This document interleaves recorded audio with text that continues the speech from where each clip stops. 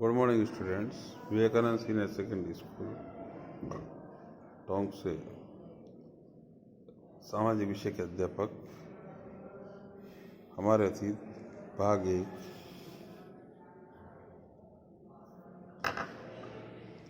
कक्षा 6 की इतिहास की पुस्तक के अंतर्गत हमारा पहला पाठ क्या, कब, कहाँ और कैसे चल रहा है।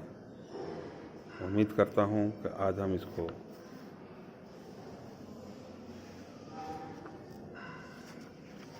मैक्सिमम पढ़ने की कोशिश करेंगे। इसके बारे में पहले हमने जहाँ तक पढ़ लिया था, पेज नंबर 5 तक, अतीत के बारे में कैसे जानें।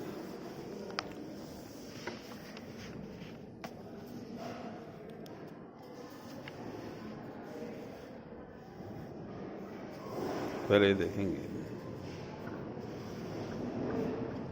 अतीत की जानकारी हम कई तरह से प्राप्त कर सकते हैं। इनमें से एक तरीका अतीत में लिखी गई पुस्तकों को ढूंढना, पढ़ना है। ये पुस्तकें हाथ से लिखी होने के कारण पांडुलिपि कही जाती है। अंग्रेजी में पांडुलिपि के लिए प्रयुक्त होने वाला मैन्यूस्क्रिप्ट शब्द लैटिन शब्द मेन्यू, जिसका अर्थ है हाथ है, से निकाला है और पांडुलिपियाँ प्राय ताड़पत्रों अथवा हिमालय क्षेत्र में उगाए जाने वाले बुर्ज नामक पेड़ की छाल से के विशेष तरीके से तैयार भोजपत्र पर लिखी जाती है। इतने वर्षों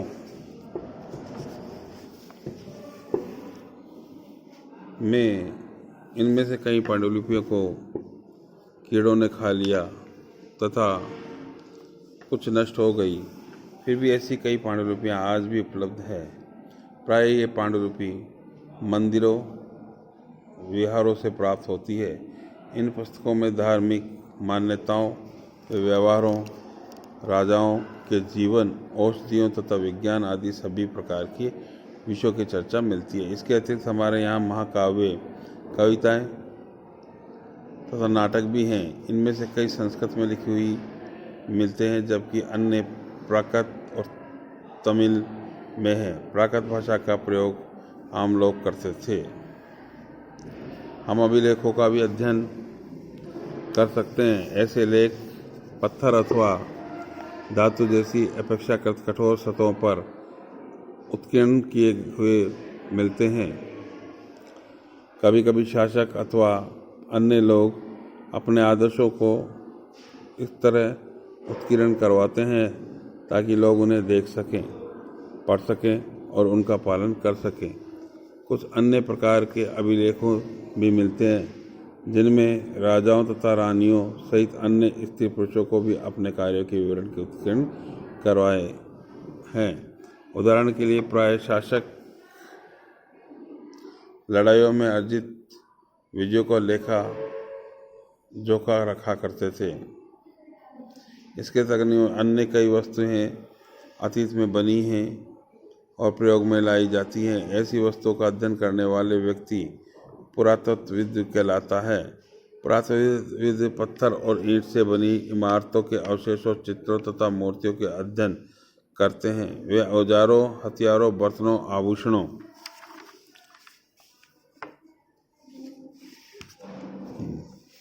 तथा सिक्कों की प्राप्ति के लिए छानबीन तथा खुदाई भी करते हैं।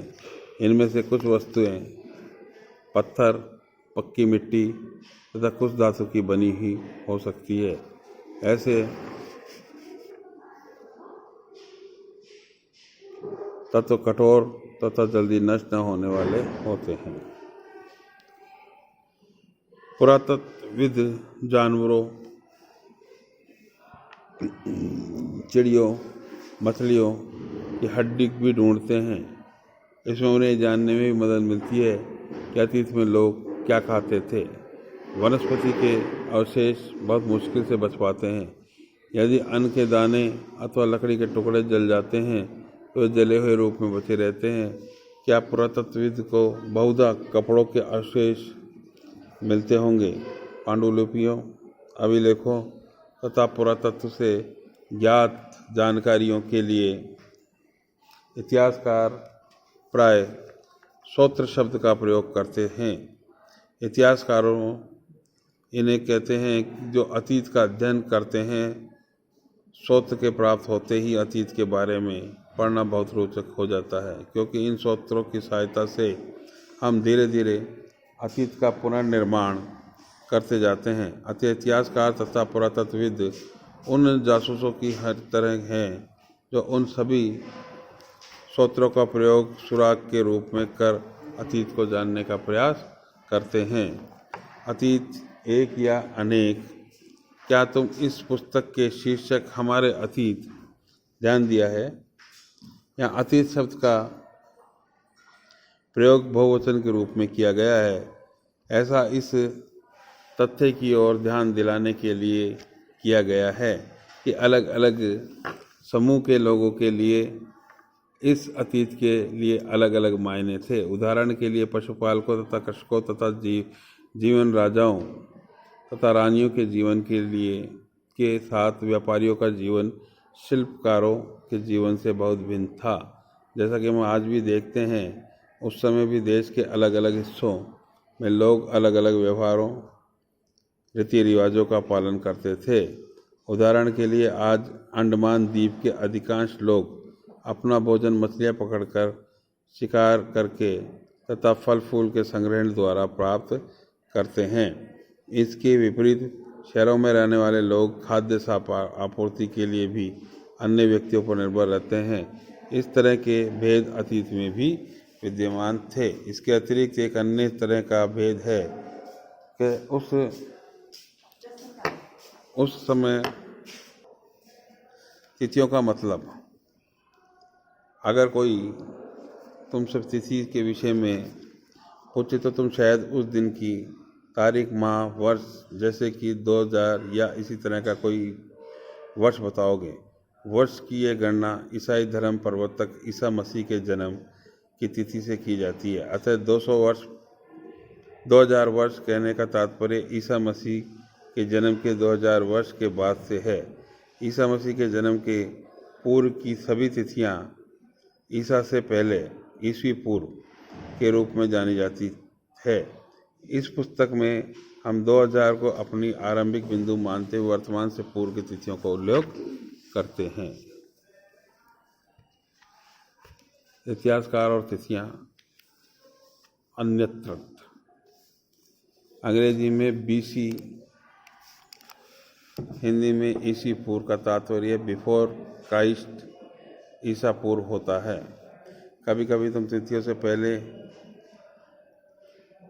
AD, हिंदी में ई लिखा जाता है। एनो डोमिनी नामक दो लैटिन शब्दों से बना है तथा इसका तात्पर्य ईसा मसीह के जन्म के वर्ष से है। कभी कभी AD की जगह CE तथा BC की जगह BCE का प्रयोग किया जाता है। CE अक्षरों का प्रयोग कॉमन तथा BCE का बिफोर कॉमन एरा के लिए होता है। हम इन शब्दों का प्रयोग इसलिए करते हैं क्योंकि विश्व के अधिकांश देशों में अब इस कैलेंडर का प्रयोग सामान्य हो गया है। भारत में तिथियों के रूप में प्रयोग लगभग 200 वर्ष पूर्व प्रारंभ हुआ था। कभी कभी अंग्रेजी के BP अक्षरों का प्रयोग होता है जिसका तात्पर्य बिफोर प्रेजेंट, वर्तमान से पहले है।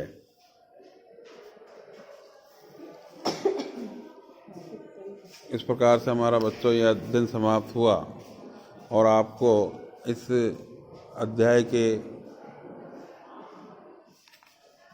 उपयोगी शब्द में बता रहा हूँ। यात्रा, पांडुलिपि, अभिलेख, पुरातत्व, इतिहासकार, स्रोत, अज्ञात लिपि का अर्थ निकालना है।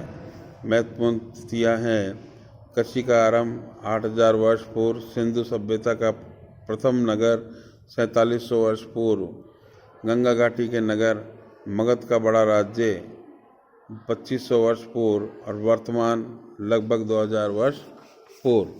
आपको क्वेश्चन नंबर 3 से लेकर के 6 तक के सभी प्रश्नों के जवाब अब आपकी अभ्यास पुस्तिका के अंतर्गत करने हैं।